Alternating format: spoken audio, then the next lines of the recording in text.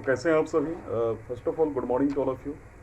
Now in this video lecture हम ये discuss करेंगे, पहला तो हमने चैप्टर 1 और चैप्टर 2 डिस्कस कर लिया था। इसके बाद हमारा चैप्टर 3, 4 और 5 यानी इस सेक्शन में जो भी लेक्चर 2 में हम लोग पढ़ेंगे, और हमने जैसा वायदा किया था कि हम लोग 30 से 40 लेक्चर में पूरे लेक्चर को कंप्लीट कर देंगे, है ना। तो चलिए शुरू करते हैं। पहले तो समझिए कि इन द 2018 CAPF का जो एग्जामिनेशन हुआ था, इन आवर इंस्टीट्यूशन कम से कम 120 बच्चे सेलेक्ट हुए थे। And this is the mission polity championship for future officers. Now he is our mentor, ex assistant commandant CISF doctor Prashant Jagtap. And most importantly हमें ये भी जानना है कि इनके बारे में अगर हम कुछ जानकारी लें तो वी विल गेट कि he is a passionate teacher, professional soldier, qualified doctor and psychologist. He is an MBBS MA Psychology by qualification and pursuing MA Security and Defense Laws from Nalsar University of Law. Author of 3 best-selling books for CAPFSC, preparation for MC Grahill publication. Now he joined CISF in 2014 after cracking UPSC CAPFSC 2012 with All India rank 80, and he has served in CISF for 5 years as assistant commandant. He has previously worked as medical officer, class 1 with Government of Maharashtra and assistant lecturer in forensic medicine in RCSM, Government Medical College, Kolhapur, Maharashtra. तो चलिए शुरू करते हैं हम लोग, है ना, क्योंकि हमारे लिए ये भी ज़रूरी है कि जो चैप्टर्स हमारे उस समय पे कंप्लीट हो जाए ताकि हम हर चीज़ को अच्छे तरीके से समझ पाएँ। साथ ही साथ सबसे पहले तो ये समझना है कि जो चैप्टर है, मैं इसमें जल्दी जो इंपॉर्टेंट पॉइंट्स हैं, राइट, उसको लेकर मैं आगे बढ़ रहा हूँ। तो ये चीज़ थोड़ा सा ध्यान देंगे आप कि ये ना बोलेंगे सर कहीं कुछ छूट गया, क्योंकि वो चीज़ें मैं हर चीज़ कवर कर रहा हूँ जो आपके लिए ज़रूरी है, जो आपको प्रिपरेशन के दौरान पढ़ना भी चाहिए, है ना। तो हमारा जो दूसरा चैप्टर है, दूसरा या तीसरा हम बोल सकते हैं, क्योंकि फर्स्ट और सेकंड तो हम लोगों ने कंप्लीट कर लिया था। ऐतिहासिक बैकग्राउंड वाला, जो ऐतिहासिक पृष्ठभूमि थी, और मेकिंग ऑफ द कॉन्स्टिट्यूशन जो था हमारा, है ना। तो अगला जो हमारा था काफ़ी इंपॉर्टेंट था, वो क्या था, उस चैप्टर का नाम salient feature of Indian constitution, यानी संविधान की प्रमुख विशेषताएं। तो चलिए शुरू करते हैं। देखिए, ये तो हम लोग पहले देखेंगे। सबसे पहले मैं अपने बारे में बता दूं, I have a 5 year of teaching experience both online and offline institution. Pursued MBA HR from FMS DU new Delhi, preparing for UPSC CSE with PSI optional, and last year appeared in UPSC CS interview, है ना। तो ये थोड़ा सा आप ध्यान देंगे। And साथ ही साथ एक बहुत इंपॉर्टेंट जो बात मुझे बतानी है आपको, जो इस चैप्टर्स को लेकर, कि आपको कहीं भी कुछ काम कर रहे हो तो आप इसको ऑडियो को सुन सकते हैं। इसमें वो हर चीज़ें बताई जा रही हैं क्योंकि जो आपके लिए इम्पॉर्टेंट हो सकती है। तो चलिए शुरू करते हैं। नाउ, भारतीय संविधान तत्व और मूल भावना के संबंध में अद्वितीय है, आपको मालूम है। हालांकि इसके कई तत्व हैं, विश्व के विभिन्न संविधान सुधार लिए गए हैं, और भारतीय संविधान के कई ऐसे तत्व हैं जो अन्य देशों की अगर मैं बात करूं तो अन्य देशों के संविधान से अलग पहचान प्रदान करते हैं। तो यह बात जो है ध्यान देने योग्य है कि सन 1949 में अपनाए गए संविधान के अनेक वास्तविक लक्षणों में महत्वपूर्ण परिवर्तन हुए, विशेष रूप से 7वें, 42वें और 44वें और 73वें, 74वें और 57वें संशोधन में। संविधान में कई बड़े परिवर्तन करने वाले 42वें संविधान संशोधन अधिनियम 1976 को मिनी कॉन्स्टिट्यूशन कहा जाता है।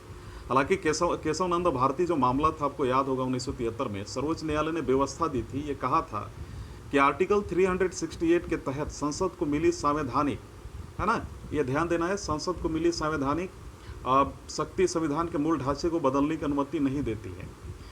अभी संविधान की विशेषताएं क्या है? देखिए, संविधान के वर्तमान रूप में अगर बात की जाए, इसकी निम्नलिखित विशेषताएं हैं। सबसे लंबा लिखित संविधान है, जैसे 2 वर्गों में विभाजित किया गया है संविधान को। पहला तो जो हम बोल सकते हैं जैसे अमेरिकी संविधान, और अलिखित, जो लिखित है अमेरिकी संविधान है, अमेरिकी कॉन्स्टिट्यूशन। अलिखित में अनरिटन कॉन्स्टिट्यूशन में जैसे ब्रिटेन का हो गया। तो भारत का संविधान विश्व का सबसे लंबा लिखित संविधान है। यह बहुत बृहद समग्र और विस्तृत दस्तावेज है, डॉक्यूमेंट है। मूल रूप से 1949 में संविधान में एक प्रस्तावना 395 अनुच्छेद 22 भागों में विभक्त और 8 अनुसूचियाँ थी। वर्तमान में 2016 में इसमें एक प्रस्तावना जो कि 465 अनुच्छेद, है ना, 465 आर्टिकल्स 25 भागों में विभक्त हुआ और 12 अनुसूचियाँ हैं। सन 1951 में हुए विभिन्न संशोधनों ने करीब 20 अनुच्छेद व एक भाग 7 को हटा दिया और इसमें करीब 90 अनुच्छेद 4 भागों जैसे कि 4A, 9A और 9B और 14A और 4 अनुसूचियाँ 9, 10, 11, 12 को जोड़ा गया। विश्व के किसी अन्य संविधान में इतने अनुच्छेद और अनुसूचियाँ नहीं हैं। अब देखना है कि भारत के संविधान को विस्तृत बनाने के पीछे निम्न 4 कारण है। पहला, भौगोलिक कारण, भारत का विस्तार विविधता, और ऐतिहासिक इसके उदाहरण के रूप में भारत शासन अधिनियम 1935 के प्रभाव को देखा जा सकता है। जम्मू कश्मीर को छोड़कर केंद्र और राज्यों के एकल संविधान में सभी कानून विशेषज्ञों के प्रभुत्व है ना। और आपको ध्यान देना है कि इसके अलावा एक और है, विभिन्न स्रोतों से ये विहित भी है। भारत के संविधान ने अपने अधिकतर जो उपबंध हम बोल सकते हैं, विश्व के कई देशों के संविधान भारत शासन अधिनियम 1935 के उपबंधों में से है। डॉक्टर अंबेडकर ने गर्व के साथ घोषणा की थी कि भारत के संविधान का निर्माण विश्व के विभिन्न संविधान को छानने के बाद किया गया है। संविधान का अधिकांश ढांचागत हिस्सा भारत शासन अधिनियम 1935 से लिया गया है और संविधान का दार्शनिक भाग जो है यानी मौलिक अधिकार, राज्य के नीति निर्देशक सिद्धांत क्रमशः अमेरिका और इंग्लैंड से प्रेरित हैं। भारत संविधान के राजनीतिक भाग संघीय सरकार का सिद्धांत और कार्यपालिका और विधायिका के संबंध का अधिकांश हिस्सा ब्रिटेन के संविधान से लिया गया है।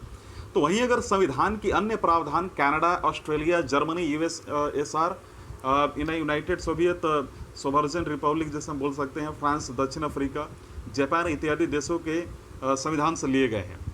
तो ये सारी चीज़ें तो हम लोगों ने देखा। ये हम लोगों ने जो है दूसरी देखी। तीसरी यह है कि नम्यता और अनम्यता का समन्वय। इसका मतलब क्या हुआ? देखिए, संविधानों को नम्यता और अनम्यता की दृष्टि से भी वर्गीकृत किया जाता है। कठोर या अनम्य संविधानों से माना जाता है जिसमें संशोधन करने के लिए विशेष प्रक्रिया की आवश्यकता है। उदाहरण के लिए अमेरिकी संविधान लचीला या नम्य संविधान कहलाता है, जिसमें संशोधन की प्रक्रिया वही है या वही हो जो जैसे किसी आम कानूनों के निर्माण की, जैसे ब्रिटेन का संविधान है। तो भारत का संविधान न तो लचीला है, न ही कठोर, बल्कि ये दोनों का मिला जुला क्या है, रूप है। अनुच्छेद 368 में अगर मैं बात करूं तो 2 तरह की संशोधनों का प्रावधान है।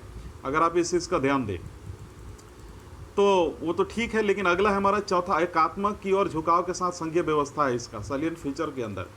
तो भारत का संविधान जो है संघीय सरकार की स्थापना करता है और इसमें संघ के सभी आम लक्षण विद्यमान हैं, जैसे 2 सरकार है ना, शक्तियों का अगर मैं बात करूं, विभाजन, लिखित संविधान, संविधान का सर्वोच्चता, संविधान की कठोरता, स्वतंत्र नगरपालिका है ना।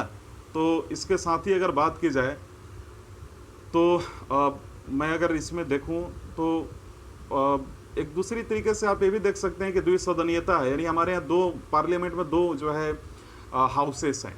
यद्यपि भारत संविधान में बड़ी संख्या में एकात्मकता और गैर संघीय लक्षण भी विद्यमान है, जैसे एक सशक्त केंद्र और एक अगर मैं बात करूं एक संविधान, एकल नागरिकता संविधान का लचीलापन, एकीकृत न्यायपालिका, केंद्र द्वारा राज्यपाल की नियुक्ति है, अखिल भारतीय सेवाएं, आपातकालिक प्रावधान इत्यादि हम ये बोल सकते हैं।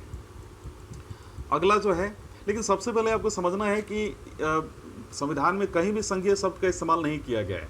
दूसरी ओर अनुच्छेद 1 में भारत का उल्लेख राज्यों के संघ के रूप में किया गया। इसके 2 अभिप्राय हैं। पहला, भारतीय संघ राज्यों के बीच में किसी समझौते का निष्कर्ष नहीं है, और दूसरा, किसी राज्य को संघ से अलग होने का अधिकार नहीं है।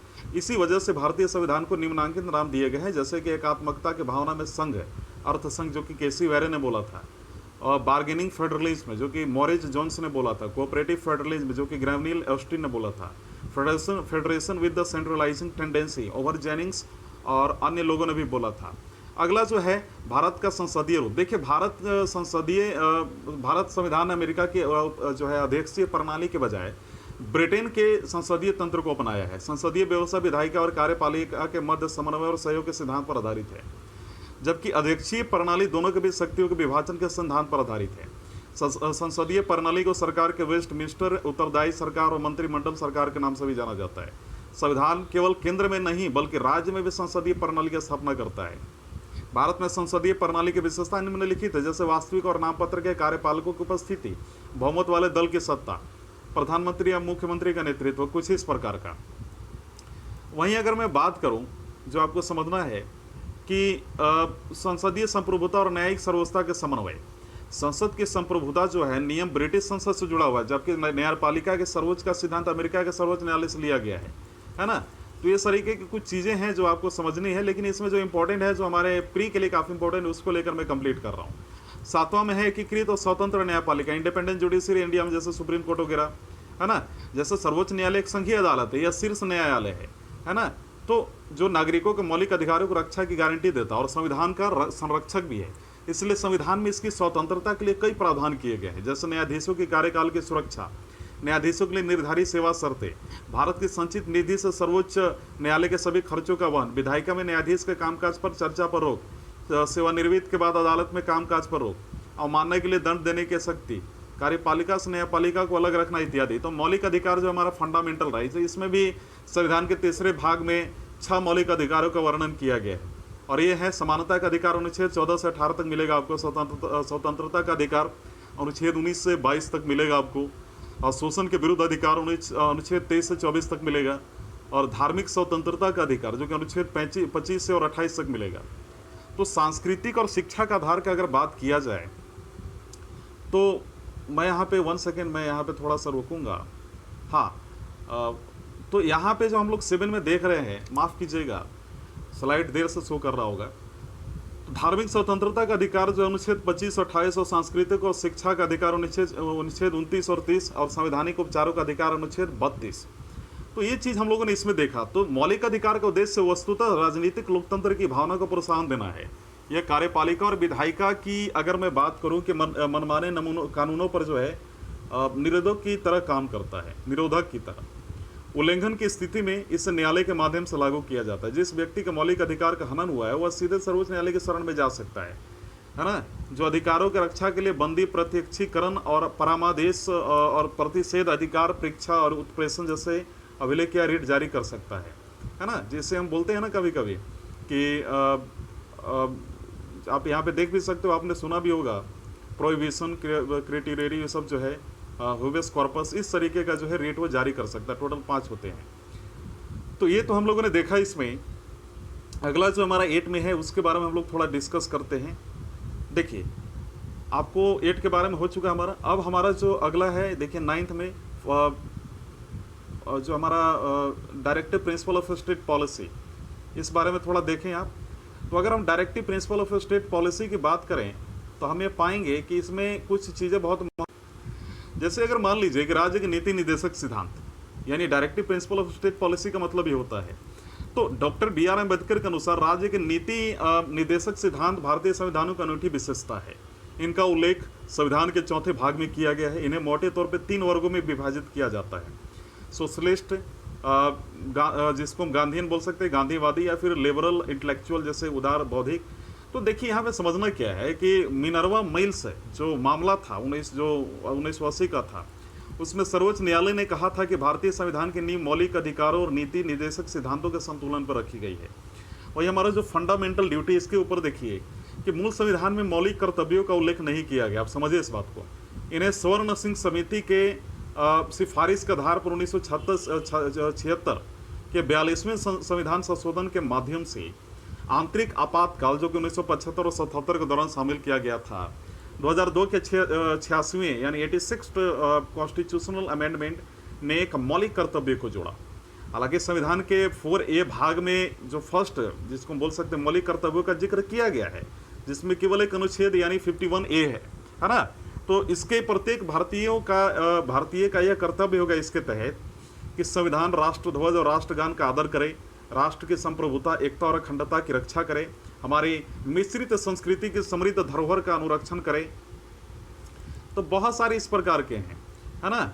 और मौलिक कर्तव्य को यह नागरिक को यह याद दिलाते हैं कि अपने अधिकारों का इस्तेमाल करते समय उन्हें याद रखना चाहिए कि उन्हें अपने समाज या देश या अन्य नागरिक के प्रति कुछ जिम्मेदारियां भी निर्वाह करनी है। अगला जो हमारा है काफ़ी इंपॉर्टेंट है, एक धर्मनिरपेक्ष राज्य। तो उसके बारे में हम लोग डिस्कस करेंगे। अ सेकुलर स्टेट, है ना। चलिए इसके बारे में देखते हैं। देखिए भारत संविधान धर्मनिरपेक्ष है, इसलिए किसी भी धर्म विशेष को भारत के धर्म के तौर पर मान्यता नहीं देता। संविधान के निम्नलिखित प्रावधान भारत के धर्मनिरपेक्ष लक्षणों को दर्शाते हैं। जैसे वर्ष 1976 के 42वें संविधान संशोधन द्वारा संविधान को, अगर मैं बात करूं, संविधान की प्रस्तावना में धर्मनिरपेक्ष शब्द जोड़ा गया। प्रस्तावना हर भारतीय नागरिकों की आस्था, पूजा अर्चना और विश्वास की स्वतंत्रता की रक्षा करता है। तो किसी भी व्यक्ति को कानून के समक्ष समान समझा जाएगा और उसे कानून की समान सुरक्षा प्रदान की जाएगी। अनुच्छेद 14 में आपने देखा था इक्वालिटी बिफोर लॉ, धर्म के नाम पर किसी प्रकार का भेदभाव नहीं किया जाएगा अनुच्छेद 15 में। सार्वजनिक सेवा में सभी नागरिकों के समान अवसर दिए जाएंगे अनुच्छेद 16 में। हर व्यक्ति को किसी भी धर्म को अपनाने और उसके अनुसार पूजा अर्चना करने का इक्वल राइट है आर्टिकल 25 में। हर धार्मिक समूह अथवा इसके किसी पार्ट को अपने रिलीजियस अफेयर्स, रिलीजियस मामलों के प्रबंधन का अधिकार है, जो कि आर्टिकल 26 में दिया है। किसी भी व्यक्ति को किसी भी धर्म विशेष के प्रचार के लिए अगर आप बात करें तो किसी प्रकार कर देने का बाध्य नहीं किया जाएगा, यानी टैक्स देने का। आर्टिकल 27 में है किसी भी सरकारी शैक्षणिक संस्थान में किसी प्रकार का धार्मिक निर्देश नहीं दिएंगे। आर्टिकल 28 में नागरिकों के किसी भी वर्ग को अपनी भाषा, लिपि अथवा संस्कृति को संरक्षित रखने का अधिकार है। आर्टिकल 29 अल्पसंख्यकों को अपने पसंद के शैक्षिक संस्थानों की स्थापना करने और उन्हें संचालित करने का अधिकार आर्टिकल 30 में दिया हुआ ऐसा। और वहीं पे आप देख सकते हैं कि एक चीज़ और वहाँ पे मेंशन है कि सभी राज्य के सभी नागरिकों के लिए समान नागरिक संहिता बनाने के लिए प्रयास करेंगे। अनुच्छेद 44 यानी मॉडल कोड ऑफ कंडक्ट की बात की जा रही है। अगला है सार्वभौम वैश्विक मताधिकार, यूनिवर्सल लीडर फ्रेंचाइजी। देखिए, भारत संविधान द्वारा राज्य विधानसभा और लोकसभा के चुनाव के आधार स्वरूप सार्वभौम वैश्विक मताधिकार को अपनाया गया है। हर वह व्यक्ति जिसकी उम्र कम से कम 18 वर्ष है उसे धर्म, जाति, लिंग, साक्षरता अथवा संपदा इत्यादि के आधार पर कोई भेदभाव किए बिना मतदान करने का अधिकार है। और वर्ष 1989 में 61वें संविधान संशोधन अधिनियम 1988 के द्वारा मतदान करने की उम्र को 21 वर्ष से घटाकर 18 वर्ष कर दिया गया था। तो ये भी काफ़ी ध्यान देने योग्य बात है। अगला है सिंगल सिटीजनशिप। पहले समझिए कि भारत संविधान एक फेडरल है। इसके दो कैरेक्टरिस्टिक्स हैं। पहला एकल, यानी हम जिसे बोल सकते हैं एकल व संघीय, तो इसका प्रतिनिधित्व करता, मगर इसमें केवल एकल नागरिकता का प्रावधान है, अर्थात भारतीय नागरिकता यानी सिंगल सिटीजनशिप, डुअल सिटीजनशिप का नहीं है। दूसरी ओर अमेरिका जैसे देश में प्रत्येक व्यक्ति के पास न केवल देश की नागरिकता होती है बल्कि वह जिस राज्य में रहता है उसकी भी नागरिकता होती है। इसलिए वह अधिकारों के दो समूहों का लाभ उठाता है, पहला राष्ट्रीय सरकार द्वारा प्रदत्त और दूसरा राज्य सरकार द्वारा प्रदत्त। वहीं अगला हमारा जो इंडिपेंडेंट बॉडीज़ को लेकर हम लोग डिस्कस करेंगे। तो इंडिपेंडेंट बॉडीज़ में बहुत सारी है। जैसे आप अगर बात करें, भारतीय संविधान केवल विधायिका, कार्यपालिका व सरकार यानी केंद्र राज्य में न्यायिक अंग ही उपलब्ध कराता है, बल्कि यह कुछ स्वतंत्र निकायों की स्थापना भी करता है ना। इन्हें संविधान ने भारत सरकार के लोकतांत्रिक तंत्र के महत्वपूर्ण स्तंभों के रूप में परिकल्पित किया है। जैसे मान लीजिए कि सांसद राज्य विधानसभा के, भारत के उपराष्ट्रपति और भारत के राष्ट्रपति के लिए स्वतंत्र और निष्पक्ष चुनाव सुनिश्चित करने हेतु निर्वाचन आयोग यानी इलेक्शन कमीशन, राज्य और केंद्र सरकार के जो खातों के अंकेक्षण यानी अकाउंट्स के एनालाइज करना, भारत का नियंत्रक और महालेखाकार, ये जनता के पैसे के संरक्षक होते हैं और सरकार द्वारा किए गए खर्चों की वैधानिकता और उनके उचित होने पर टिप्पणी करते हैं। संघ लोक सेवा आयोग हो गया आपका, है ना, राज्य लोक सेवा आयोग हो गया। ये सारे जो इंडिपेंडेंट बॉडीज़ हैं। और साथ ही साथ अगर मैं बात करूँ इमरजेंसी प्रोविज़न का, तो आपको मालूम है कि 3 ही है इसमें। राष्ट्रीय आपातकाल यानी युद्ध, आक्रमण अथवा सशस्त्र विद्रोह पैदा हुई राष्ट्रीय शांति की अवस्था के लिए अनुच्छेद 352। राज्य में आपातकाल, राष्ट्रीय शासन, राष्ट्रपति शासन, राज्य में संवैधानिक तंत्र की असफलता अनुच्छेद आर्टिकल 356, या केंद्र के निर्देशों का अनुपालन करने में असफलता आर्टिकल 365। वित्तीय आपातकाल, भारत की वित्तीय स्थिरता या प्रत्यय संकट में हो तो अनुच्छेद 360। देखिए, आपातकाल के दौरान देश की पूरी सत्ता केंद्र सरकार के हाथों में आ जाती है, राज्य सरकार के नियंत्रण में चली जाती है और इसे संविधान में संशोधन किए बगैर देश का ढांचा संघीय से एकात्मक हो जाता है। राजनीतिक तंत्र का संघीय समान परिस्थितियों के दौरान से एकात्मक आपातकाल के दौरान में परिवर्तित होना भारतीय संविधान की अद्वितीय विशेषता है। अगला है त्रिस्तरीय यानी हम जिसे बोल सकते हैं 3 टियर गवर्नमेंट। अब देखिए, इसमें मूल रूप से अन्य संघीय संविधानों की तरह भारतीय संविधान में 2 स्तरीय राज्य व्यवस्था है ना, जिसे हम बोल सकते हैं केंद्र और राज्य और संगठन के संबंध में प्रावधान तथा केंद्र और राज्यों की शक्तियां अंतर्वरिष्ठ है। बाद में जो है वर्ष 1992 में 73वें और 74वें संविधान संशोधन ने 3 स्तरीय स्थानीय सरकार का प्रावधान किया है, जो विश्व के किसी और संविधान में नहीं है। संविधान में एक नए भाग 9वें और एक नई अनुसूची 11वीं जोड़कर वर्ष 1992 के 73वें संविधान संशोधन के माध्यम से पंचायतों को संवैधानिक मान्यता प्रदान की गई। इसमें एक नया भाग 9 जोड़ा गया और इसी प्रकार से 74वें संविधान संशोधन विधेयक यानी बिल 1992 में एक नए भाग 9A तथा अनुसूची यानी शेड्यूल 12 को जोड़कर नगर पालिकाओं, शहरी स्थानीय सरकारों को संवैधानिक मान्यता प्राप्त की है। तो ये चीज़ तो आपने देखा। देखिए, आपको संविधान अगर भाग 1 में देखेंगे तो संघ और उसका राज्य क्षेत्र मिलेगा जो 1 से 4 है। नागरिकता आपको 5 से 11 मिलेगी। है ना। मौलिक अधिकार 12 से 35 तक यानी आर्टिकल्स की मैं बात कर रहा हूँ। पार्ट 4 में राज्य के नीति निर्देशक तत्व हैं यानी 36 से 51 यानी directive principle of state policy.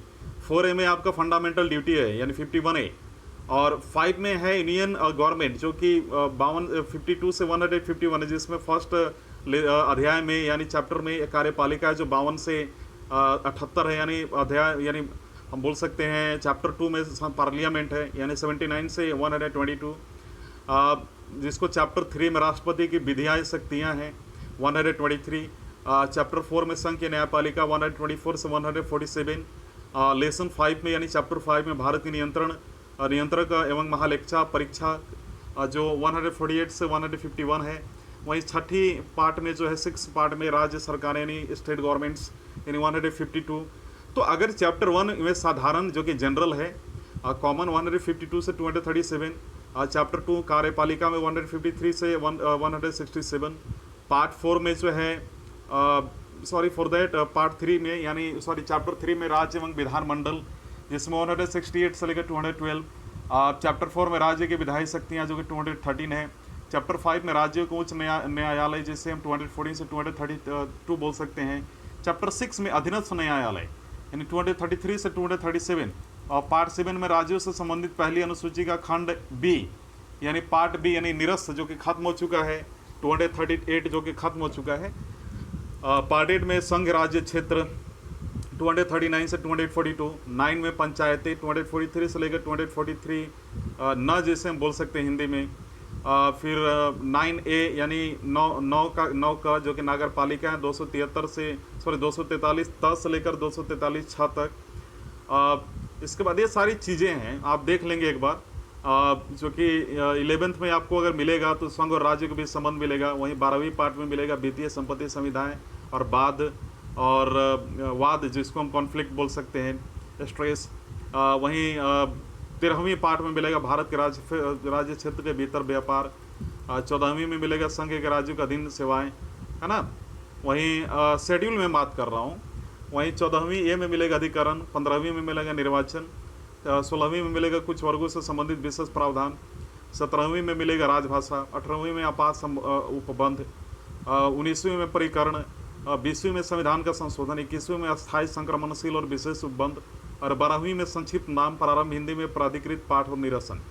तो भाग 7 जो कि भाग ख यानी पार्ट बी राज्यों से संबंधित को 7वें संविधानिक संशोधन अधिनियम 1956 द्वारा विलोपित कर दिया गया था, खत्म कर दिया गया था। दूसरी ओर पार्ट 4 और पार्ट 14 का दोनों का समावेश मिला दिया गया था 42वें संविधान संशोधन अधिनियम 1976 द्वारा किया गया है, जबकि भाग 9 का समावेश 74वें संविधान संशोधन अधिनियम 1992 द्वारा किया गया है, और भाग 9B जिसे हम बोल सकते हैं 97th कॉन्स्टिट्यूशनल अमेंडमेंट 2011 के द्वारा जोड़ा गया है। तो ये सारी चीज़ें हमने इसमें देखी, और अगली जो हमारी काफ़ी इंपॉर्टेंट है उस बारे में हम लोग डिस्कस करेंगे। अच्छा, आपको एक चीज़ और मालूम होना चाहिए जो इसमें बहुत इंपॉर्टेंट है, जो मुझे आपको बतानी थी। प्रथम अनुसूची में आपको मिलेगा राज्यों और के नाम और उनके न्यायिक क्षेत्र, संघ राज्य क्षेत्रों के नाम उनकी सीमाएं। दूसरी अनुसूची में मिलेगी आपको परिलब्धियां पर भत्ते विशेष अधिकार से संबंधित प्रावधान, और इसके बाद तीसरी अनुसूची में जो मिलेगा इसमें विभिन्न उम्मीदवारों द्वारा ली जाने वाली शपथ या प्रतिज्ञा जो है जिसे हम बोल सकते हैं प्रतिज्ञान के प्रारूप दिए गए हैं, जिसमें संसद के मंत्री, संसद के निर्वाचन हेतु अभ्यर्थी, संसद के सदस्य, सर्वोच्च न्यायालय के न्यायाधीश, भारत के नियंत्रण एवं महालेखा परीक्षक, राज्य मंत्री, राज्य विधान मंडल के निर्वाचन के लिए अभिव्यर्थी, राज्य विधान मंडल के सदस्य, उच्च न्यायालय के न्यायाधीश। और वहीं चौथी अनुसूची में राज्यों और केंद्र शासित प्रदेशों के लिए राज्यसभा में सीटों का आवंटन भी मिलेगा। 5वीं अनुसूची में अनुसूचित जनजाति और जनजातीय क्षेत्रों के प्रशासन तथा नियंत्रण के बारे में, नियंत्रक के बारे में संबंध मिलेगा। 6वीं अनुसूची में असम, मेघालय, त्रिपुरा, मिजोरम राज्यों के जनजातीय क्षेत्रों के प्रशासन के बारे में मिलेगा आपको। 7वीं अनुसूची में जो आपको मिलेगी उसमें संघ सूची मूल रूप से 57 मगर फिलहाल 100 विषय हैं, राज्य सूची मूल रूप से 66 मगर फिलहाल 61 विषय हैं, तथा समवर्ती सूची मूल रूप से 47 फिलहाल 52 विषय हैं के संदर्भ में राज्य और केंद्र के मध्य शक्तियों का विभाजन मिलेगा। वहीं 8वीं अनुसूची में संविधान द्वारा मान्यता प्राप्त भाषाएं मूल रूप से 14 मगर फिलहाल अभी 22 है। ये भाषाएं असमिया, बांग्ला, बोडो, डोगरी, गुजराती, हिंदी, कन्नड़, काश्मीरी, कोंकणी, मैथिली, मलयालम, मणिपुरी, मराठी, नेपाली, उड़िया, पंजाबी संस्कृति, संथाली, सिंधी, तमिल, तेलुगु तथा उर्दू। सिंधी भाषा को 1967 के 21वें संशोधन अधिनियम द्वारा जोड़ा गया था। वहीं कोंकणी, मणिपुरी और नेपाली की अगर बात की जाए तो उसको 1992 के 71वें संशोधन अधिनियम द्वारा बोडो, डोगरी, मैथिली और संथाली के 2003 के 92 जो 92 जो हम बोल सकते हैं 92वें संशोधन अधिनियम द्वारा जोड़ा गया था। उड़िया का नाम बदलकर 2011 में उड़िया कर दिया गया था। उड़िया। 9वीं अनुसूची भू सुधार और जमींदारी प्रणाली यानी लैंड रिफॉर्म्स की मैं बात कर रहा हूँ। उन्मूलन से संबंधित राज्य विधानमंडलों और अन्य मामलों में से, है ना, संबंधित संसद के अधिनियम और विनियम मूलतः 13 परंतु वर्तमान में 282 है। इस अनुसूची को पहले संशोधन 1951 द्वारा मूल अधिकारों के उल्लंघन के आधार पर न्यायिक संविधान से समीक्षा से इसमें सम्मिलित कानूनों से इसे बचाने के लिए जोड़ा गया था। तथापि वर्ष 2007 में उच्चतम न्यायालय ने निर्णय दिया कि अनुसूची में 24 अप्रैल 1975 के बाद सम्मिलित कानूनों की न्यायिक समीक्षा की जा सकती है। 10वीं अनुसूची, है ना, तो दल बदल के आधार पर संसद और विधानमंडल के सदस्यों की निर्भरता के बारे में उपबंध, है ना, तो इस अनुसूची को 92वें संविधान संशोधन अधिनियम 1985 द्वारा जोड़ा गया। इसे दल परिवर्तन रोधी कानून भी कहा जाता है ना। 11वीं अनुसूची पंचायत के शक्तियां, प्राधिकरण और जिम्मेदारियां, इसमें 29 विषय हैं। इस अनुसूची को 73वें संविधान संशोधन अधिनियम 1992 द्वारा जोड़ा गया। 12वीं अनुसूची नगर पालिकाओं के शक्ति, प्राधिकार व जिम्मेदारियां, इसमें 18 विषय हैं। इस अनुसूची को 74वें संविधान संशोधन अधिनियम 1992 द्वारा जोड़ा गया। संविधान के स्रोत एक नज़र में देख लेते हैं। Constitution, source of constitution. देखिए, भारत शासन अधिनियम 1935 के तहत संघीय तंत्र उसमें से ली गई थी। जो हमारे इंडियन कॉन्स्टिट्यूशन की बात की गई, कहाँ से ली गई इसकी मैं बात कर रहा हूँ। क्या क्या ली गई? राज्यपालिका कार्यालय, न्यायपालिका, लोक सेवा आयोग, आपातकालीन उपबंध और प्रशासनिक विवरण। और ब्रिटेन का संविधान जो है वहाँ से लिया गया संसदीय शासन, विधि का शासन, विधेय प्रक्रिया, एकल नागरिकता, मंत्रिमंडल प्रणाली, परमाधिकरण, लेख, संसदीय विशेषाधिकार और द्विसदनवाद। संयुक्त राज्य अमेरिका के संविधान से लिया गया मूल अधिकार यानी फंडामेंटल राइट, न्यायपालिका की स्वतंत्रता, न्यायिक पुनर्लोकन व सिद्धांत, उपराष्ट्रपति का पद, उच्चतम न्यायालय और उच्च न्यायालय के न्यायाधीशों के पद से हटाए जाना, राष्ट्रपति पर महाभियोग।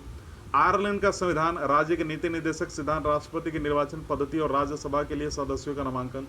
कनाडा का संविधान से लिया गया सशक्त केंद्र के साथ संघीय व्यवस्था, है ना।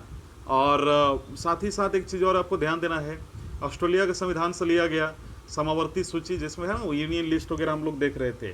व्यापार, वाणिज्य और समागम की स्वतंत्रता और संसद के दोनों सदनों की संयुक्त बैठक। जर्मनी का वाइमर जो कॉन्स्टिट्यूशन था ना, वाइमर सिटी का नाम है वहाँ पे। आपातकाल के समय मूल अधिकारों का जो है स्थगन जो है वहाँ से लिया गया था।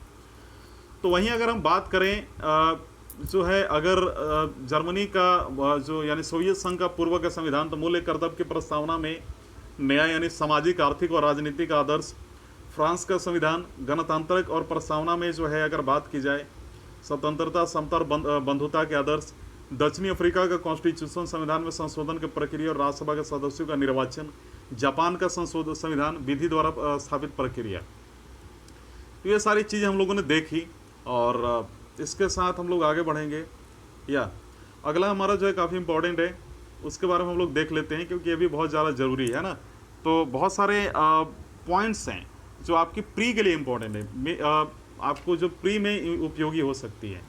केशवनंदा भारती बनाम केरल राज्य केस 1973 में हुआ था, ये ध्यान दीजिएगा आप, है ना। और मैं आपको बता दूं कुछ चीज़ें। 44वें संशोधन अधिनियम 1978 ने मूल उक्ति आंतरिक उपद्रव को सशस्त्र विद्रोह कहा गया है, उसमें ये ध्यान दीजिएगा आप। अगला हमारा जो है काफ़ी इंपॉर्टेंट है, प्रियम्बल है, संविधान की प्रस्तावना। तो सर्वप्रथम अमेरिकी संविधान में प्रस्तावनाओं को सम्मिलित किया गया था। और मैं आपको बता दूं कि तदुपरांत कई अन्य, इसके बाद कई अन्य देशों ने इसे अपनाया, जिनमें भारत भी शामिल है। प्रस्तावना संविधान के परिचय अथवा भूमिका को कहते हैं। इसमें संविधान का सार होता है। प्रख्यात न्यायविद व संवैधानिक विशेषज्ञ A.N. पालकीवाला ने प्रस्तावना को संविधान का परिचय पत्र कहा है।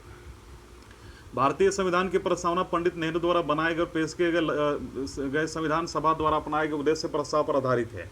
इसे 42वें संविधान संशोधन अधिनियम 1976 द्वारा संशोधित किया गया है, जिसमें सोशलिस्ट, है ना, सेकुलर, और जिसको हम बोल सकते हैं अखंडता शब्द सम्मिलित किए गए हैं।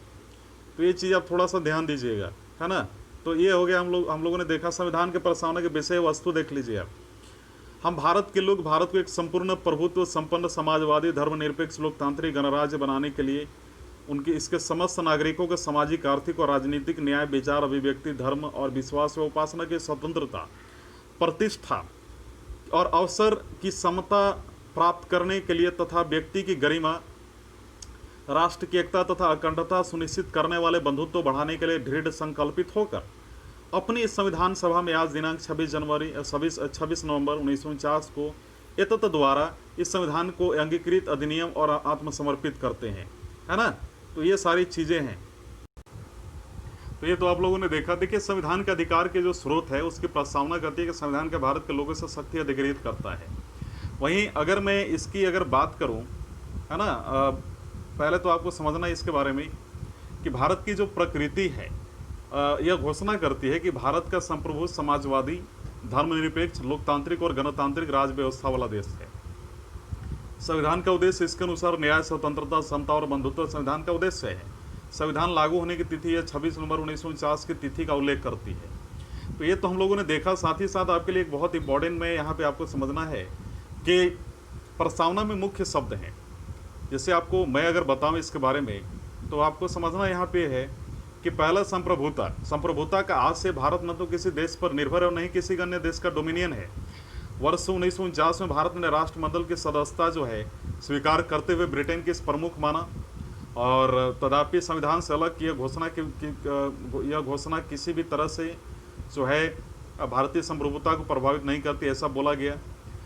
तो ये भी सारा चीज़ है। समाजवादी की अगर बात की जाए तो आप ये पाएंगे कि समाजवादी में वर्ष जो है 1976 के 42वें संविधान संशोधन के पहले से भी भारत के संविधान में नीति निर्देशक सिद्धांतों के रूप में समाजवादी लक्षण मौजूद थे। दूसरे शब्दों में जो बात पहले से संविधान में अंतर्निहित थी उसे स्पष्ट रूप से जोड़ दिया गया है ना। तो कांग्रेस पार्टी ने समाजवादी स्वरूप को स्थापित करने के लिए 1955 में आवाडी सत्र में एक प्रस्ताव पारित कर उसे कार्य किया था उसका। ये सारी चीज़ें हैं, है ना। अगला जो है आपका धर्मनिरपेक्ष, तो 42वें संविधान संशोधन अधिनियम 1976 द्वारा जोड़ा गया इसको, है ना। ये चीज़ आप थोड़ा सा ध्यान दीजिएगा। लोकतांत्रिक की अगर मैं बात करूं तो लोकतांत्रिक में आप ये पाएंगे कि लोकतंत्र दो प्रकार का होता है, प्रत्यक्ष और अप्रत्यक्ष। प्रत्यक्ष लोकतंत्र में लोग अपनी शक्ति का इस्तेमाल प्रत्यक्ष रूप से करते हैं, जैसे स्विट्जरलैंड में। प्रत्यक्ष लोकतंत्र के 4 मुख्य औजार हैं। इनके नाम है परिप्रेक्षा यानी रेफरेंडम, पहल यानी इनिशिएटिव, प्रत्यावर्तन या प्रत्याशी को वापस बुलाने रिकॉल, जनमत संग्रह यानी प्लेबिसाइट। दूसरी ओर अप्रत्यक्ष लोकतंत्र में लोगों द्वारा चुने गए प्रतिनिधि सर्वोच्च शक्ति का इस्तेमाल करते हैं और सरकार चलाते हुए कानून का निर्माण करते हैं। इस प्रकार के लोकतंत्र को प्रतिनिधि लोकतंत्र भी कहा जाता है। यह 2 प्रकार का होता है, संसदीय और राष्ट्रपति के अधीन। भारतीय संविधान में प्रतिनिधि संसदीय लोकतंत्र की व्यवस्था है जिसमें कार्यकारिणी अपनी सभी नीतियों और कार्यों के लिए विधायिका के लिए जवाबदेह है। वहीं अगला जो हमारा है गणतंत्र। आपको मालूम है गणतंत्र के बारे में ज़्यादा मैं बता नहीं सकता, लेकिन और चीज़ें आपको मालूम भी है। देखिए, एक लोकतांत्रिक राज्य व्यवस्था को 2 वर्गों में बांटा जा सकता है, राजशाही और गणतंत्र। राजशाही व्यवस्था में राज्य का प्रमुख आमतौर पर राजा रानी हेड होता है, ब्रिटेन में जैसे, और जो गणतंत्र जैसे अमेरिका में जैसे है ना। भारत में भी तो ऐसा ही है जहाँ पे इलेक्टेड जो है रिप्रेजेंटेटिव होते हैं। न्याय के मामले में अगर बात की जाए तो सामाजिक आर्थिक और राजनीतिक न्याय, इन तत्वों को 1917 की रूसी क्रांति से लिया गया, रशियन रिवॉल्यूशन से, है ना। तो ये सारी चीज़ आपने देखा। हमारी जो प्रस्तावना में स्वतंत्रता समता और बंधुत्व के आदेशों को जो है आदर्शों को फ्रांस की क्रांति जो कि 1789 और 1799 से लिया गया है। समता की अगर बात करें तो article 14, article 15, article 16, article 17, article 18, ये सारे जो है मौलिक अधिकारों पर निम्न प्रावधान नागरिक समता को सुनिश्चित करते हैं। ये चीज़ हमने देखा। बंधुत्व की अगर बात करें फ्रैटर्निटी ब्रदरहुड का, तो आर्टिकल जो 51A है वो भी कहता है कि यह हर भारतीय नागरिक का कर्तव्य है कि वह धार्मिक, भाषाई, क्षेत्रीय अथवा वर्ग विविधता से ऊपर उठ सौहार्द, आपसी भाईचारे की भावना को जो है प्रोत्साहित करें, है ना। ये सारी चीज़ें हैं। अखंडता जो शब्द है 42वें संविधान संशोधन अधिनियम 1976 द्वारा प्रस्तावना में जोड़ा गया है। एक चीज़ और ध्यान देना है कि सुप्रसिद्ध अंग्रेज राजनीति शास्त्र सर अर्नेस्ट बारकर संविधान के प्रस्तावना लिखने वालों के राजनीतिक बुद्धिजीवी कहकर अपना सम्मान देते हैं। वह प्रस्तावना को संविधान का कुंजी नोट कहते हैं। वह प्रस्तावना की पाठ से इतने प्रभावित थे कि उन्होंने अपनी प्रसिद्ध एक पुस्तक है जिसका नाम था principle of social and political theory 1951 में की शुरुआत में इसका उल्लेख किया है। ये सारा चीज़ आपने देखा। संविधान के भाग के रूप में प्रस्तावना की अगर बात की जाए तो बेरूबाड़ी संघ मामले में 1960 में उच्चतम न्यायालय है ना ने कहा कि प्रस्तावना संविधान में निहित सामान्य प्रयोजनों को दर्शाता है और इसलिए संविधान निर्माताओं के मस्तिष्क के लिए एक कुंजी है। इसके अतिरिक्त अनुच्छेद में प्रयोग की गई व्यवस्थाओं के अनेक अर्थ निकलते हैं। इस व्यवस्था के उद्देश्य को प्रस्तावना में शामिल किया गया है तथा प्रस्तावना की विशेषता को स्वीकार करने के लिए इस उद्देश्य में बारे में व्याख्या करते हुए उच्चतम न्यायालय ने कहा कि प्रस्तावना संविधान का भाग नहीं है ना, यानी प्रीएम्बल की बात की जा रही है ना। तो चलिए इसके बारे में अगला देखते हैं। अगला है केशव नंदा भारती केस को लेकर है ना। तो केशव नंदा भारती केस को लेकर समझते हैं हम लोग। तो केशव नंदा भारती केस में एक चीज़ बहुत इंपॉर्टेंट बोल गई, मैं इसके बारे में बताता हूँ क्योंकि जरूरी है आपके लिए।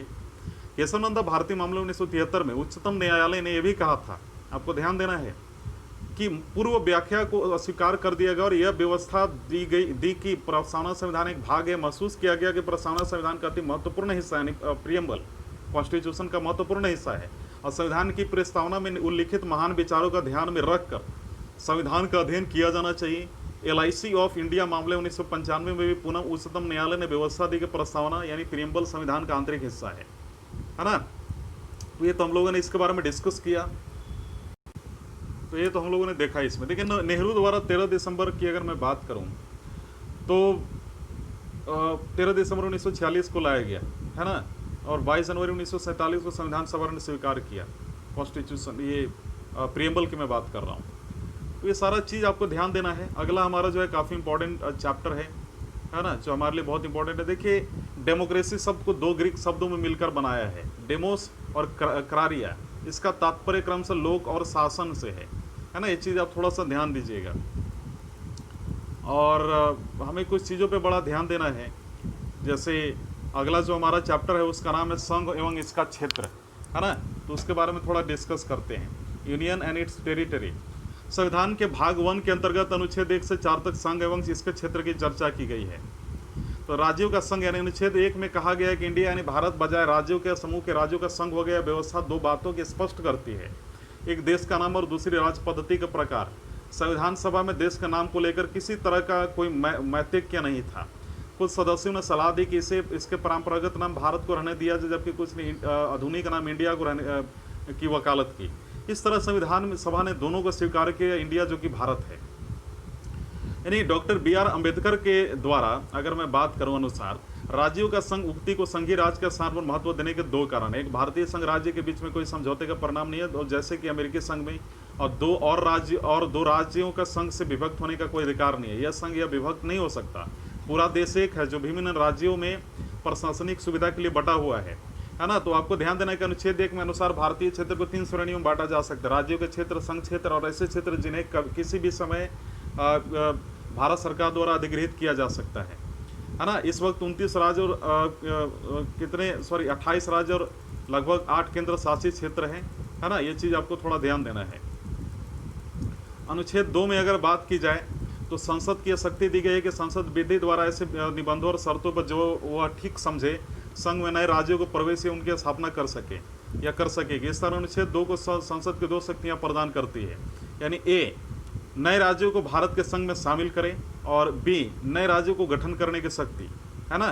तो अनुच्छेद 2 उन राज्यों जो देखिए एक चीज़ और समझना है आपको कि अनुच्छेद 2 उन राज्यों जो भारतीय संघ के हिस्से नहीं हैं के प्रवेश एवं गठन से संबंधित है। दूसरी ओर अनुच्छेद 3 भारत संघ के नए राज्यों के निर्माण और वर्तमान राज्यों में परिवर्तन से संबंधित है। दूसरे शब्दों में अनुच्छेद 3 भारतीय संघ के राज्यों और पुनर्सीमन की व्यवस्था करता है। ये चीज़ आपने देखा है ना। अब यहाँ पे एक चीज़ और आपको समझना है कि जो मैं आपको बताना चाह रहा था कि राष्ट्रपति यानी सांसद राज्य विधानमंडल को मत को मानने के लिए बात नहीं है और इसे स्वीकार या अस्वीकार कर सकता है, भले इसका मत समय पर आ गया हो। तो संशोधन संबंधी अध्यादेश के संबंध में आने पर हर बार राज्य के विधानमंडल के लिए नए संदर्भ बनाना जरूरी नहीं है। संघ क्षेत्र के मामले में संबंधित विधानमंडल के संदर्भ में कोई आवश्यकता नहीं है। संसद जब उचित समझे स्वयं कदम उठा सकती है। ये चीज़ थोड़ा सा ध्यान दीजिएगा। अनुच्छेद 4 यानी संविधान के अनुच्छेद 4 में स्वयं यह घोषित किया गया है कि नए राज्यों का प्रवेश या गठन। अनुच्छेद 2 के अंतर्गत नए राज्यों के निर्माण, सीमाओं और क्षेत्रों और नामों में परिवर्तन। अनुच्छेद 3 के अंतर्गत को संविधान के अनुच्छेद 368 के तहत संशोधन नहीं माना जाएगा। अर्थात इस तरह का कानून एक सामान्य बहुमत और साधारण विधायी प्रक्रिया के जरिए पारित किया जा सकता है। ये चीज ध्यान देंगे आप। तो ये तो आपने देखा इसको लेकर। तो देखिए एक चीज और आपको समझना है, एक क्वेश्चन है, क्या संसद को भी अधिकार है को किसी राज्य के क्षेत्र को समाप्त कर अनुच्छेद 3 के अंतर्गत भारतीय क्षेत्र को किसी अन्य देश को दे या दे दे। देखिए यह प्रश्न उच्चतम न्यायालय के सामने तब आया जब 1960 में राष्ट्रपति द्वारा एक संदर्भ के जरिए उससे इस बारे में पूछा गया। तो केंद्र सरकार का निर्णय था कि बेरुबाड़ी संघ पश्चिम बंगाल पर पाकिस्तान की नेतृत्व हो, और उन्होंने राजनीतिक विद्रोह और विवाद को जन्म दिया, जिसके कारण राष्ट्रपति ने संदर्भ लिया गया और विवाद को जो है अगर मैं बोलूँ, उच्चतम न्यायालय ने कहा कि संसद की शक्ति राज्यों को ये सीमा समाप्त करने और अनुच्छेद 3 के अंतर्गत भारतीय क्षेत्र को अन्य देश को देने का नहीं है, अधिकार नहीं है। यह कार्य अनुच्छेद 368 में ही संशोधन किया जा सकता है। तो इस तरह 9वें संविधान संशोधन अधिनियम 1960 के प्रभावी होने पर उक्त क्षेत्र के पाकिस्तान को स्थानांतरित कर दिया गया। वहीं अगर बात की जाए दूसरी तरफ 1969 में उच्चतम न्यायालय ने व्यवस्था दी कि भारत के अन्य देशों के बीच सीमा निर्धारण विवाद है ना, अगर मैं बात करूं तो को हल करने के लिए संवैधानिक संशोधन की जरूरत नहीं है। यह कार्य कार्यपालिका द्वारा किया जा सकता है। इसमें भारतीय क्षेत्र के विदेश को सौंपना शामिल नहीं है। तो जो 100 कॉन्स्टिट्यूशनल अमेंडमेंट एक्ट था 2015 को इसलिए अधिनियमित किया गया कि भारत द्वारा कुछ भूभाग को अधिग्रहण किया जाए, जबकि कुछ अन्य भूभाग को बांग्लादेश को हस्तांतरित कर दिया जाए।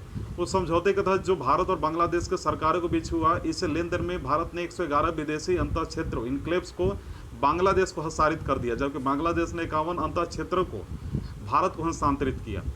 ठीक है। और एक चीज़ और ध्यान देना है कि इसके साथ ही इस लेन देन में प्रतिकूल दखलों का हस्तांतरण और 6.1 किलोमीटर जो असीमित छिमाई क्षेत्र का यानी बॉर्डर एरियाज का सीमांकन भी शामिल किया गया था। इन 3 उद्देश्यों के लिए संशोधन ने 4 राज्यों असम, पश्चिम बंगाल, मेघालय और त्रिपुरा के भूभाग से जुड़े पहले अनुसूची के प्रावधानों को भी संशोधित कर दिया, है ना। तो ये चीज़ आप थोड़ा सा ध्यान दीजिएगा क्योंकि बहुत इंपॉर्टेंट है। तो ये चीज़ हम लोगों ने इसको लेकर डिस्कस किया। अब यहाँ पे कुछ चीज़ें जो आपको समझनी है, जो मुझे लग रहा है कि आपके लिए काफ़ी इंपॉर्टेंट है। देखिए धार आयोग और जेबीपी समिति के बारे में आपने सुना होगा, है ना। यह बहुत इंपॉर्टेंट था, इसको लेकर मैं बता रहा हूँ कुछ चीज़ें। देखिए देशी रियासतों और शेष भारत में एकीकरण विशुद्ध रूप से अस्थायी व्यवस्था थी। इस देश के विभिन्न भागों, विशेष रूप से दक्षिण से मांग उठने लगी कि राज्यों के भाषा के आधार पर पुनर्गठन हो। जून 1948 में भारत सरकार ने एस.के. धर की अध्यक्षता में भाषाई प्रांतीय आयोग की नियुक्ति की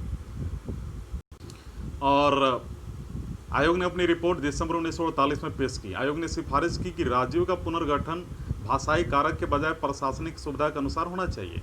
इससे अत्यधिक असंतोष फैल गया। परिणाम स्वरूप कांग्रेस द्वारा दिसंबर 1948 में एक अन्य भाषाई प्रांत समिति को गठन किया गया और इसमें जवाहरलाल नेहरू, वल्लभ भाई पटेल और पट्टाभी सीतारामैया शामिल थे, जैसे जेबीपी समिति के रूप में जाना गया।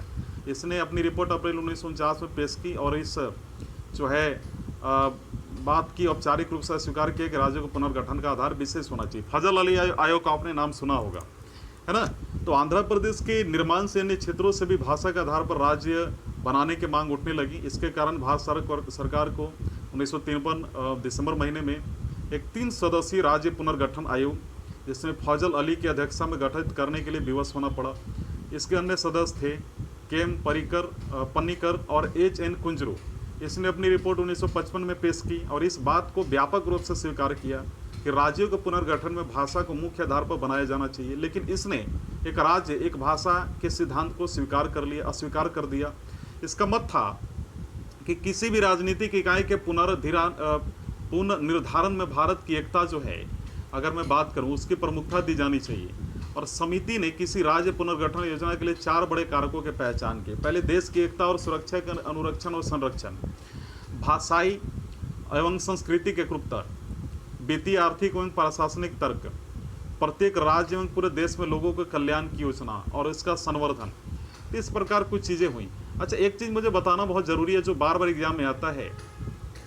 1956 में भारतीय क्षेत्र कौन कौन थे? आंध्र प्रदेश, असम, बिहार राज्य के रूप में, बम्बई, जम्मू कश्मीर, केरला, मध्य प्रदेश, मद्रास, मैसूर, उड़ीसा, पंजाब, राजस्थान, उत्तर प्रदेश, पश्चिम बंगाल। संघ शासित क्षेत्र कौन कौन था? अंडमान व निकोबार द्वीप समूह, दिल्ली, हिमाचल प्रदेश, लक्षद्वीप, मिनिका और अमिनी द्वीप द्वीप समूह, मणिपुर, त्रिपुरा था उस समय यूनियन टेरिटरी। ये चीज़ थोड़ा ध्यान दीजिएगा। तो अभी क्या है, 1956 में व्यापक स्तर पर राज्यों के पुनर्गठन के बाद बावजूद भारत के राजनीतिक मानचित्र में व्यापक विविधता और राजनीतिक दबाव के चलते परिवर्तन की आवश्यकता महसूस की गई, है ना। ये चीज़ थोड़ा सा ध्यान देंगे। और भाषा या सांस्कृतिक एकरूपता अन्य कारकों के चलते दूसरे राज्यों से अन्य राज्यों के निर्माण की मांग उठी। तो देखिए, पहले समझिए महाराष्ट्र और गुजरात का। 1960 में द्विभाषी राज्य बम्बई को 2 पृथक राज्यों में विभक्त किया गया। महाराष्ट्र मराठी भाषी लोगों के लिए एवं गुजरात गुजराती भाषी के लिए। गुजरात भारतीय संघ का 15वां राज्य था। दादर और नागर हवेली की बात की जाए 1954 में इसके स्वतंत्र होने से पूर्व यहाँ पुर्तगाल का शासन था। 1961 तक यहाँ लोगों द्वारा स्वयं चुना गया प्रशासन चलता रहा। 10वें संवैधानिक संशोधन जो था अधिनियम 1961 द्वारा इसे संघ शासित क्षेत्र में परिवर्तित कर दिया गया। गोवा, दमन एवं दीव की बात की जाए 1961 में पुलिस कार्रवाई के माध्यम से भारत में इन 3 क्षेत्रों को अधिकृत किया गया। 12वें संविधान संशोधन अधिनियम 1962 के द्वारा इन्हें संघ शासित क्षेत्र के रूप में स्थापित किया गया। बाद में फिर 1987 में गोवा को एक पूर्ण राज्य बना दिया गया। इसी तरह दमन और दीव को पृथक केंद्र शासित बना दिया गया। तो ये तो आपने देखा इसके बारे में। पुडुचेरी को लेकर, पुडुचेरी का क्षेत्र अगर मैं बात करूं, क्योंकि वो भी जानना जरूरी है, ये सब सारी चीज़ें बहुत इंपॉर्टेंट है ना। तो मैं पुडुचेरी को लेकर कुछ चीज़ें बता दूं आपको। तो पुडुचेरी का क्षेत्र पूर्व फ्रांसीसी गठन का स्वरूप था, जिसे भारत में पुडुचेरी, कराईकल, माहे और यनम के रूप में जाना गया।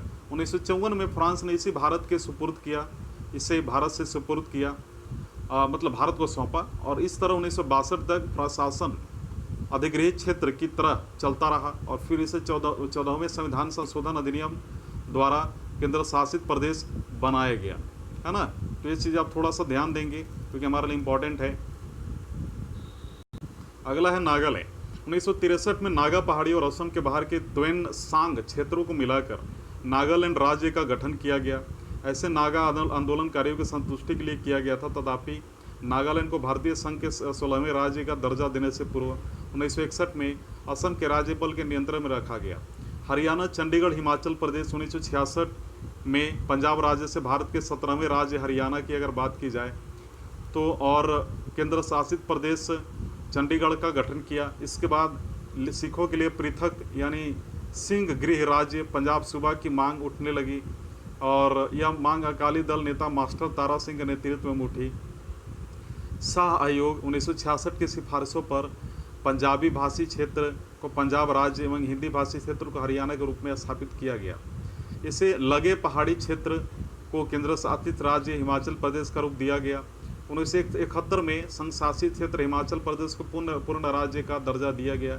भारतीय संघ का 18वां राज्य है वो।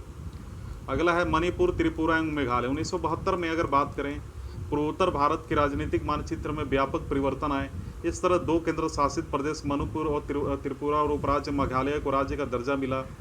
और इसके अलावा 2 संघ शासित प्रदेशों मिजोरम और अरुणाचल प्रदेश जैसे मूलतः जिसे पूर्वोत्तर सीमांत एजेंसी यानी NEFA के नाम से जाना जाता है अभी अस्तित्व में आए। इसके साथ ही भारतीय संघ में राज्यों की संख्या 21 हो गई। मणिपुर 19वां, त्रिपुरा 20वां और मेघालय 21वां। 22वां संविधान संशोधन अधिनियम 1969 के द्वारा मेघालय को स्वायत्त शासी इंडिपेंडेंट स्टेट बनाया गया। यह असम में उपराज्य के रूप में भी जाना जाता था, जिसका अपना मंत्री परिषद था। यह मेघालय के लोगों की महत्वाकांक्षा की पूर्ति नहीं कर पाया। मिजोरम एवं अरुणाचल प्रदेश संघ शासित प्रदेशों के असम क्षेत्र में पृथक किया गया। सिक्किम की अगर बात करें हम तो 1947 तक सिक्किम भारत का एक शाही राज्य था जहां चुग्याल का शासन था। 1947 में ब्रिटिश शासन के समाप्त होने पर सिक्किम के भारत द्वारा रक्षित किया गया। भारत की सरकार ने इसके रक्षा, विदेशी मामलों में संचार का उत्तरदायित्व लिया। 1974 में अगर बात की जाए, सिक्किम ने भारत के प्रति अपनी इच्छा दर्शाई।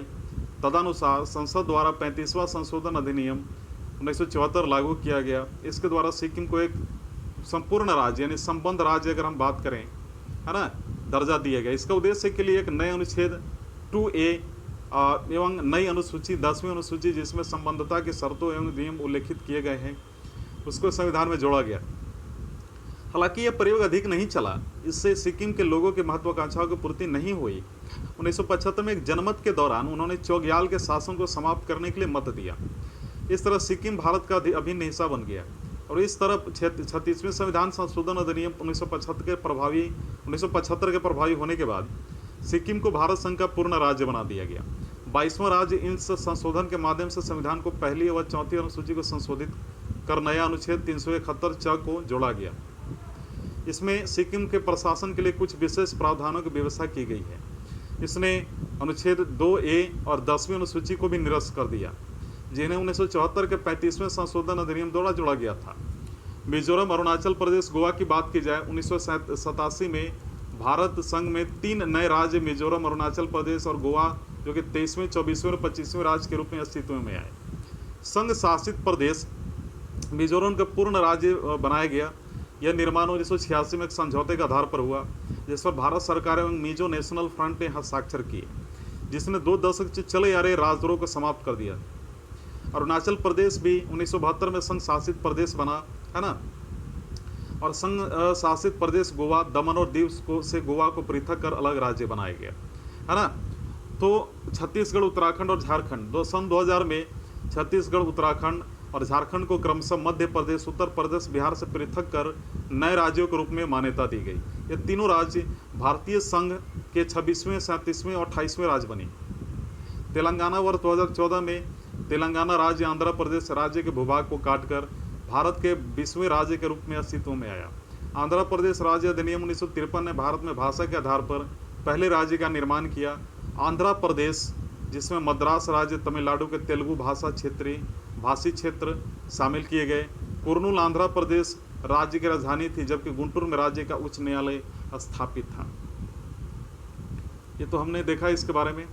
और राज्य पुनर्गठन अधिनियम 1956 द्वारा हैदराबाद राज्य को तेलुगु भाषी क्षेत्रों को जो हम बोल सकते हैं आंध्र राज्य से मिलाकर वो बृहत्तर आंध्र प्रदेश राज्य की स्थापना की गई और राज्य की राजधानी हैदराबाद क्या कर दी गई, स्थानांतरित कर दी गई। पुनः आंध्र प्रदेश पुनर्गठन अधिनियम 2014 ने आंध्र प्रदेश को अलग राज्यों में बांट दिया। आंध्र प्रदेश, शेष तथा तेलंगाना, हैदराबाद को 2 राज्यों के संयुक्त राजधानी बनाया गया है और 10 वर्षों के लिए इस अवधि में आंध्र प्रदेश अपनी अलग राजधानी बना लेगा। इसी प्रकार आंध्र प्रदेश उच्च न्यायालय का नाम बदलकर हैदराबाद उच्च न्यायालय कर दिया है और उच्च न्यायालय तब तक दोनों राज्य के लिए साझा रहेगा जब तक कि आंध्र प्रदेश राज्य के लिए अलग उच्च न्यायालय स्थापित नहीं हो सकता। तो इस तरीके से हमने देखा। तो अब आपको मालूम है कि इसी तरीके इस प्रकार राज्यों और संघ शासित क्षेत्रों की जो संस्था है 1956 में क्रमशः 14 एवं 6 से बढ़कर 2014 में क्रमशः 29 तथा 7 हो गई और अभी आपको मालूम है कितना है ना। नामों में परिवर्तन को लेकर मैं बता दूं, कुछ राज्यों एवं संघ शासित क्षेत्रों के नामों में परिवर्तन किया गया। संयुक्त प्रांत पहला राज्य बना था जिसका नाम परिवर्तित किया गया। इसका नया नाम 1950 में उत्तर प्रदेश किया गया। 1969 में मद्रास का नया नाम तमिलनाडु रखा गया। इसी तरह 1973 में मैसूर का नया नाम कर्नाटक रखा गया। इसी वर्ष लक्काद्वीप, मिनिकॉय एवं अमिनी द्वीप का नया नाम लक्षद्वीप रखा गया। 1992 में संघ शासित प्रदेश दिल्ली को नया नाम राष्ट्रीय राजधानी क्षेत्र दिल्ली रखा गया। इसे बिना पूर्ण राज्य का दर्जा दिया और यह बदलाव 69वें संविधान संशोधन अधिनियम 1991 के द्वारा हुआ। वर्ष 2006 में उत्तरांचल का नाम बदलकर उत्तराखंड कर दिया गया। इसी वर्ष पुडुचेरी का नाम बदलकर पुडुचेरी किया गया। वर्ष 2011 में उड़ीसा का पुनः नामकरण ओडिशा के रूप में हुआ। ये चीज़ हमने देख लिया। तो इस तरीके से हमारा यूनियन ऑन इट्स टेरिटरी जो हमारा है वो ख़त्म हुआ। अगला जो हमारा काफ़ी इंपॉर्टेंट है वो है सिटीजनशिप। इसके बारे में हम लोग पढ़ेंगे। तो सिंगल सिटीजनशिप की अगर बात की जाए तो आप यहाँ देखेंगे सिटीजनशिप की किसी अन्य आधुनिक राज्य की तरह भारत में 2 तरह के लोग होते हैं। नागरिक और विदेशी। नागरिक भारतीय राज्य के पूर्ण सदस्य होते हैं और उनकी इस पर पूर्ण निष्ठा होती है। इन्हें सभी सिविल और राजनीतिक अधिकार प्राप्त होते हैं। दूसरी ओर विदेशी किसी अन्य राज्य के नागरिक होते हैं, इसलिए उन्हें सभी नागरिकों एवं राजनीतिक अधिकार प्राप्त नहीं होते हैं। इसलिए इनकी दो श्रेणियां होती हैं, विदेशी मित्र एवं विदेशी शत्रु। विदेशी मित्र वो होते हैं जिनके पास भारत के साथ, है ना, सकारात्मक संबंध होते हैं। विदेशी शत्रु हैं जिनके साथ भारत का युद्ध चल रहा हो, जैसे पाकिस्तान।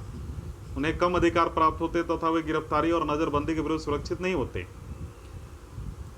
तो ध्यान देना है कि संविधान भारतीय नागरिकों के निम्नलिखित अधिकारों एवं विशेष अधिकार प्रदान करता है, विदेशियों को नहीं। धर्म, मूल, वंश, जाति, लिंग या जन्म के स्थान पर आधार पर विविध विरुद्ध अधिकार अनुच्छेद 15 विदेशियों को नहीं मिलता है। लोक नियोजन के विषय में समता का अधिकार जो कि आर्टिकल 16 है। वक्त स्वतंत्रता और अभिव्यक्ति की स्वतंत्रता, सम्मेलन, संघ, संचरण, निवास, अब व्यवसाय की स्वतंत्रता अनुच्छेद 19 जिसको आप बोल सकते हैं आर्टिकल 19 की मैं बात कर रहा हूँ। संस्कृति और शिक्षा संबंधी अधिकार नहीं होते हैं, आर्टिकल 19 एंड 30। लोकसभा और राज्यसभा विधानसभा चुनाव में जो है विधानसभा चुनाव में मतदान का अधिकार नहीं होता है। संसद एवं राज्य विधानमंडल के सदस्य के लिए चुनाव लड़ने का अधिकार नहीं होता। सार्वजनिक पदों जैसे राष्ट्रपति, उपराष्ट्रपति, उच्चतम एवं उच्च न्यायालय के न्यायाधीश, राज्यों के राज्यपाल, महान्यायवादी एवं महाधिवक्ता की योग्यता रखने का अधिकार इनको नहीं होता है।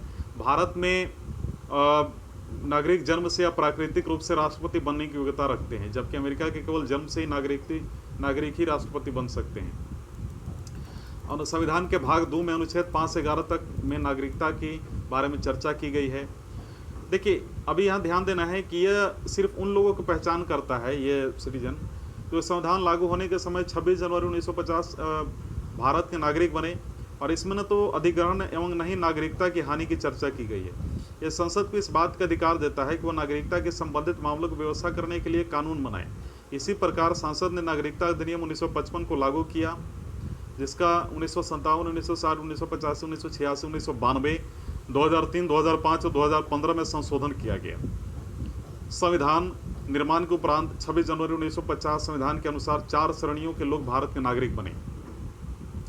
इसे ध्यान दीजिएगा, एक व्यक्ति जो भारत का मूल निवासी और तीनों में से कोई एक शर्त पूरी करता हो। यह शर्तें हैं, यदि उसका जन्म भारत में हुआ हो और या उसके माता पिता में से किसी एक का जन्म भारत में हुआ हो, या संविधान लागू होने के 5 वर्ष पूर्व से भारत में रहा हो। एक व्यक्ति जो पाकिस्तान से भारत आया हो और यदि भी उसके माता पिता या दादा दादी अविभाजित भारत में पैदा हुए हों और निम्न में से कोई एक शर्त पूरी करता हो, वो भारत का नागरिक बन सकता है यदि वह 19 जुलाई 1948 से पूर्व स्थानांतरित हुआ है, अपने प्रवासन की तिथि से उसे सामान्यतः भारत में निवास किया हो, और यदि उसने 19 जुलाई 1948 को इसके बाद भारत में प्रवासन किया हो तो भारत के नागरिक के रूप में पंजीकृत हो। लेकिन ऐसे व्यक्ति की पंजीकृत होने के लिए 6 माह तक भारत में निवास होना आवश्यक है, अनुच्छेद आर्टिकल 6 के तहत। एक व्यक्ति जो 1 मार्च 1947 के बाद भारत से पाकिस्तान स्थानांतरित हो गया है लेकिन बाद में फिर भारत में पुनर्वास के लिए लौट आए, तो वह भारत के नागरिक बन सकता है। उसे पंजीकृत प्रार्थना पत्र के बाद 6 माह तक रहना होगा, अनुच्छेद 7 के तहत। एक व्यक्ति जिसके माता पिता या दादा दादी अविभाजित भारत में पैदा हुए हो लेकिन वह भारत के बाहर रह रहा हो, फिर भी वह भारत का नागरिक बन सकता है यदि उसने भारत के नागरिक के रूप में पंजीकृत या पंजीकरण कूटनीतिक तरीके या परिषदीय प्रतिनिधि के रूप में आवेदन किया हो। यह व्यवस्था भारत के बाहर रहने वाले भारतीयों के लिए बनाई गई है ताकि वे भारत के नागरिक ग्रहण कर सकें, आर्टिकल 8 के तहत। तो कुल मिलाकर ये व्यवस्थाएं नागरिक की चर्चा करती हैं। पहला व्यक्ति जो भारत के मूल निवासी हो, दूसरा व्यक्ति पाकिस्तान से, है ना, अगर मैं बात करूं स्थानांतरित हुआ हो, तो तीसरा जो है व्यक्ति पाकिस्तान स्थानांतरित हुआ हो लेकिन बाद में लौट आया हो। भारत मूल के व्यक्ति, भारतीय मूल का व्यक्ति जो बाहर रह रहा हो। नागरिक संबंधी अन्य संवैधानिक प्रावधान इस प्रकार हैं, ध्यान देना आपको। वह व्यक्ति भारत की नागरिक नहीं होगा जो भारत या फिर भारत का नागरिक नहीं माना जाएगा जो स्वेच्छा से किसी अन्य देश का नागरिकता ग्रहण कर लेगा, यानी आर्टिकल 9 के तहत। प्रत्येक व्यक्ति जो भारत का नागरिक है या समझा जा सकता है यदि संसद इस प्रकार के किसी विधान का निर्माण करे, आर्टिकल 10। संसद को अधिकार है कि वह नागरिकता के अर्जन और समाप्ति के साथ नागरिकता से संबंधित अन्य सभी विशेष विषयों के संबंध में विधि बना सकती है, आर्टिकल 11। ये ध्यान देना आपको। तो एक चीज़ और है कि नागरिकता अधिनियम 1955 भी जो है, नागरिकता अधिनियम संविधान लागू होने के बाद अर्जन एवं समाप्ति के बारे में उपबंध करता है। इस अधिनियम को अब तक 8 बार संशोधित किया गया है। नागरिकता संशोधन अधिनियम 1957, रिपीलिंग यानी निरस्त एवं संशोधन अधिनियम 1960, नागरिकता अधिनियम 1985 और नागरिकता अधिनियम 1986, 1992, 2003, 2005, 2015। ये चीज़ तो आपने देखा और मुझे उम्मीद है कि इसके बाद आपको एक क्लियर हो गया होगा। वो चीज़ें तो बहुत सारी हैं, लेकिन जो आपके लिए इंपॉर्टेंट है वही आपको पढ़ना है ना। अब वो चीज़ तो नहीं पढ़ेंगे ना जो आपके एग्जाम में आ ही नहीं सकती है ना। ये चीज़ आपको ध्यान देना है। अच्छा, यदि छात्र विदेश में पढ़ रहा हो तो ये लागू नहीं होगा कि वो भारत सरकार की नौकरी में हो या किसी ऐसे अंतर्राष्ट्रीय संगठन में जिसका भारत सदस्य हो, अपना वार्षिक पंजीकरण इस संदर्भ में कराता हो, भारत की नागरिकता को ग्रहण करना चाहता हो तो वो कर सकता है। तो ये हो गया हमारा। अगला जो लास्ट है काफ़ी इंपॉर्टेंट है। एक चीज़ और आपको जो मैं बताना चाह रहा था, जो आपको समझना है, कुछ लोगों को काफ़ी इसमें प्रॉब्लम भी होती है ना। वो क्या है मैं बताता हूँ आपको। देखिए, पहला तो ये है कि नागरिकता का अर्जन कैसे हो सकता है। पहला, जन्म से। अगर जन्म से कोई हो, जैसे भारत में 26 जनवरी 1950 को या उसके बाद, परंतु 1 जुलाई 1947 से पूर्व जन्मा व्यक्ति अपने माता पिता के जन्म की राष्ट्रीयता के बावजूद भारत का नागरिक होगा। वहीं दूसरी ओर वंश के आधार पर, यानी वंश के आधार पर आपको ध्यान देना है। तो कोई व्यक्ति जिसका जन्म 26 जनवरी 1950 को या उसके बाद, परंतु 10 दिसंबर 1992 से पूर्व, है ना, भारत के बाहर हुआ हो, वह वंश के आधार पर भारत का नागरिक बन सकता है यदि उसके जन्म के समय उसका पिता भारतीय नागरिक हो। यदि 10 दिसंबर 1992 को या उसके बाद यदि किसी व्यक्ति का जन्म देश से बाहर हुआ हो तो वह भी भारत का नागरिक बन सकता है यदि उसके जन्म के समय उसके माता पिता से कोई भारत का नागरिक हो। हालांकि इस प्रकार की क्वेश्चन नहीं आती है, फिर भी मैं इस पर नज़र डाल ले रहा हूँ, है ना। प्राकृतिक रूप से हो सकता है, जिसका बाय नेचुरल। तो इस तरीके की चीज़ें हैं। और हम लोग फंडामेंटल राइट पे आएंगे, क्योंकि ये सारी चीज़ें इंपॉर्टेंट नहीं है सिटीजनशिप में। जितनी थी उतनी मैंने बता दी, है ना। क्योंकि आप पढ़ोगे, आपका फिर आपने समय भी किया, आपको मतलब एग्ज़ाम में नहीं आया तो बहुत इंपॉर्टेंट ये प्रॉब्लम हो जाएगा, प्रॉब्लम क्रिएट हो जाएगा। तो अगला है फंडामेंटल राइट, है ना। फंडामेंटल राइट को लेकर हम लोग डिस्कस करते हैं, ठीक है। तो चलिए देखते हैं। मैं फंडामेंटल राइट में डिटेल में नहीं, लेकिन कुछ चीज़ें बता दूंगा। जैसे मान लीजिए संविधान के भाग 3 में अनुच्छेद 12 से 35 तक मूल अधिकारों की जो है विवरण है। और इस संबंध में संविधान निर्माता अमेरिकी संविधान यानी अधिकार के विधेयक से प्रभावित हुआ है। और संविधान के भाग 3 को भारत का मैग्ना कार्टा की संज्ञा दी गई है, जो सर्वथा उचित है। इसमें एक लंबी एवं विस्तृत सूची है न्यायोचित मूल अधिकारों को उल्लेख किया गया है। अच्छा, ध्यान देना है कि मूल रूप से संविधान से ने 7 मूल अधिकार प्रदान किए हैं। समता का अधिकार आर्टिकल 14 से 18, स्वतंत्रता का अधिकार अनुच्छेद 1922, शोषण के विरुद्ध अधिकार अनुच्छेद 23-24, धर्म की स्वतंत्रता का अधिकार अनुच्छेद 25 to 28, और संस्कृति के शिक्षा संबंधी अधिकार यानी आर्टिकल 29 और 30, संपत्ति का अधिकार आर्टिकल 31 और संवैधानिक उपचारों का अधिकार article 32।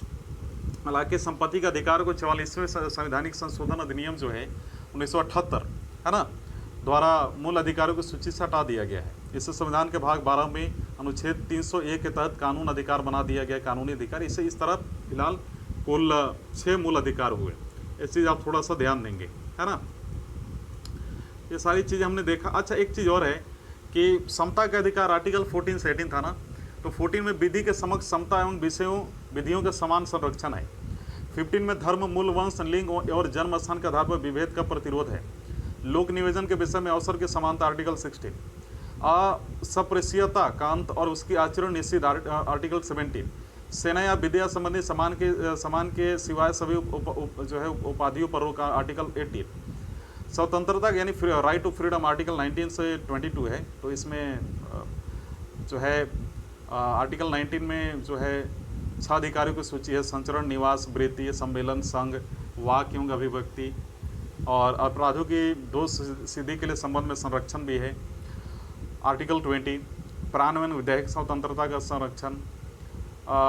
Article 21, life and personal liberty यानी इनिशियल जो एलिमेंट्री एजुकेशन का राइट है आर्टिकल 21। कुछ सिचुएशन में गिरफ्तारी और निरोध से संरक्षण बचने के लिए आर्टिकल 22 है।